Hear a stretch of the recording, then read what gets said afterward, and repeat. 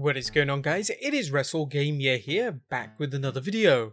When gamers finally got confirmation a couple of weeks ago that WWE 2K21 has been officially cancelled, it surprised many as it felt like something unprecedented. With WWE known for being a company willing to push forward no matter what when there's a dollar to be made out of the situation, some found it hard to believe that they would cancel a potentially big money-making video game, even if it could have given a further hit to their reputation by putting it out. Well, let's not forget this is the company that ran a show in Saudi Arabia during a political scandal and insisted on doing WrestleMania during a worldwide pandemic. With this said, it may surprise even more people to know that 2K21 is not the first cancelled WWE video game. Well, of course it's not, there's many that have been cancelled. But in fact, it's not even the first cancelled one in the Smackdown series.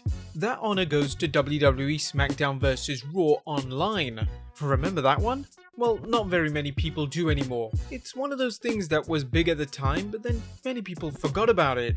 But what happened to the game? What was it all about? And why was the game cancelled? Well, be sure to subscribe and click on that notification bell, because today we're looking at what exactly happened to WWE Smackdown vs Raw Online, bringing wrestling gamers together. So let's start with the basics. What was Smackdown vs Raw Online? Well, it was to be the series' debut game on PC and would have been, as the name suggests, a completely online experience. Now some may think, no, we've already had a game on PC. Well, we have. We've had WWF Raw and WCW Nitro in 1998, but this was actually to be the first PC exclusive for the Smackdown series. Players would have been able to connect with others online and challenge them to a match, much like the regular online mode in other WWE games. As well as this, you would have been able to interact or shop with these players, including but not limited to buying each other's brands and wrestlers. Sounds pretty cool actually, but how is it different from other Smackdown games? Well, the game was slated to have featured both a single player and multiplayer one, and once again like the other WWE games, you would have been able to choose your play as an early existing WWE wrestler or just create original one of your own, with the goal being to win points through a series of victories that could subsequently be used to unlock different features. This would be like items and experience points to level up. On top of this, you would also been able to purchase additional items, abilities, and clothing to improve your character with real-world money, again much like the microtransactions so prevalent in today's games.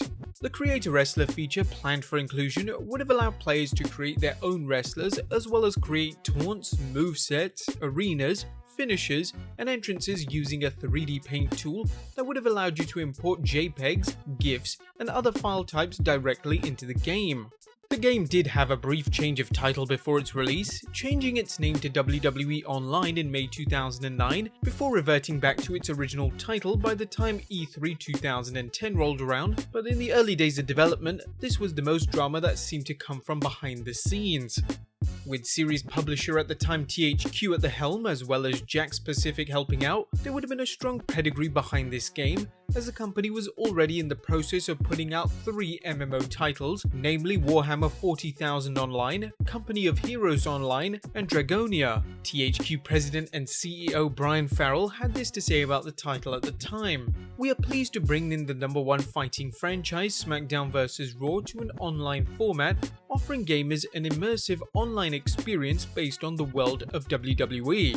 We view the online game market as an important driver of future growth, and this new title further expands our portfolio of great games for this exciting market." So it seems clear by listening to this that they had big plans for this game. It was originally set to be released in 2010, and development would have been led by Korean studio Vertigo Games. But get this, we've not even got to the best part yet. It would have been free to play. Yeah, you heard us right, a free-to-play online multiplayer, fully licensed WWE game. Why the hell would you ever have to bother shelling out $60 for another half-baked WWE title ever again, when you could play this one? Hell, we would have even accepted the in-game microtransactions with this one, but there was one catch. So why wasn't this game popular enough? Surely a big free-to-play online multiplayer WWE game would have been huge news across the gaming industry as well as on WWE television at the time. Well, the reason it wasn't bigger news was that the game was only due to be released in the Korean market, at least initially. Yes, it looks like THQ, Jakks Pacific, and WWE didn't want to completely burn their Western gamer base by giving them much of what they wanted from a WWE game for free, likely due to worries that it would lead to reduced sales within the mainline series as a result. In the Korean market, competitive online gaming was a huge deal at the time, even more so than it has become in the West, so it makes sense that if WWE were going to release this game anywhere, this would be the best place to do so, and it would likely get the maximum amount of plays and the most monetization through microtransactions. And we don't know if the plan was ever to bring this game to the West, but it makes sense that if it had been a big success in Korea and sales of the base game had remained strong, it would have been an initiative for THQ to start rolling the project out into other countries. But things were going so well and we were so far along by mid-2010 that a trailer was even released. One that can still be found by searching on YouTube. It featured scenes of John Cena fighting Randy Orton with a voiceover telling us about all the excitement and thrills we could expect to experience when we got the chance to play it. Experience the thrill of being a WWE superstar. You know what I mean. Enjoy features exclusive to WWE Smackdown vs. Raw Online. The trailer ended by telling us that the game would be coming out later that year. However, as time went on and the game never materialized, questions started getting asked. Of course, it's pretty common for games like this to get delayed. It happens all the time. But these questions remain nonetheless, and by February 2nd, 2011, they were answered when THQ held its quarterly earnings conference call, announcing during this that the game had unfortunately been cancelled. It seems that the company had a change of heart when it came to this and other online titles they had been developing at the time, as they also cancelled a Company of Heroes online project that was already in its beta stages by this point. This announcement caused stocks for the company to take a brief hit, with them losing $9.9 million in the process. So it begs the question, why did they do it? Why did they cancel it? Well, official word put out by THQ was that they were re-evaluating their strategy of adapting certain Western content for free-to-play online games in the Asian markets.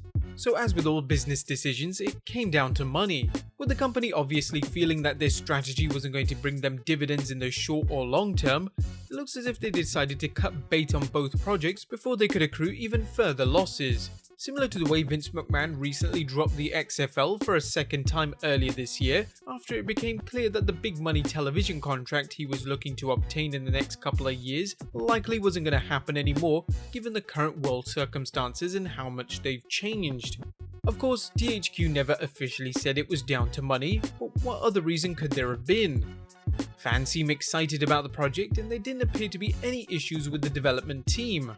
We'd love to know what data THQ got that made them think that they would lose out on this one financially, but sadly that data will likely never see the day of light, and all we're left to do as a result is speculate.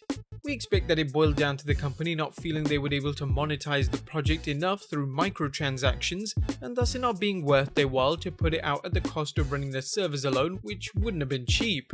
But would it have been good? Well, it probably would have been okay, playable at the very least. That being said, we can't imagine this one would have been a world beater or anything, as while the free-to-play aspect would have been enticing to a lot of fans, there simply wouldn't have been enough content on there to make it exciting in the long term, as it seemed to be limited to just a few basic match types and characters, which much of the content you could have expected to be found in the base SmackDown vs Raw series, but missing. Once again, this makes sense as one of these games was free to play and one wasn't. But we imagine most gamers would have eventually gotten bored of this severely trimmed down game and would have just ended up biting the bullet by paying for another main game, which also featured an online mode at this point anyway. Perhaps this was one of the reasons why THQ decided to pull the plug on the whole affair. Still, despite this, it's something that we wish we could have just seen just for the historical value if anything else. As we've said before, it still lives on in the form of a single trailer that was released and can be found online, but really other than that, information on this one is pretty thin. In fact, it seems to be mostly forgotten at this point, especially since THQ would leave the franchise altogether soon after this, and the reins would be taken to 2K, who clearly have no interest in attempting to revisit this venture or reminding anyone that it ever took place. Regardless of that, we think this game still has a legacy in the form of the mobile gaming market. WWE has licensed a lot of these in recent years, and their layout seems very similar to what SmackDown vs Raw Online was trying to do. Free-to-play titles with microtransactions and character building unlockables. If anything, we think that this forgotten game can be seen as a precursor to the likes of WWE Mayhem and WWE Universe, both recent mobile titles. Now whether that's a good thing or a bad thing, we'll leave you to debate that in the comments down below. But there you have it guys, our look on what exactly happened to SmackDown vs Raw Online. Do you guys remember this game? Would you have liked for it to come out? Let us know in the comments down below, and tell us which cancelled wrestling game you'd like us to look at next. Be sure to subscribe if you haven't already, follow us on Instagram and Twitter, and I'll see you next time with some more wrestling video game content.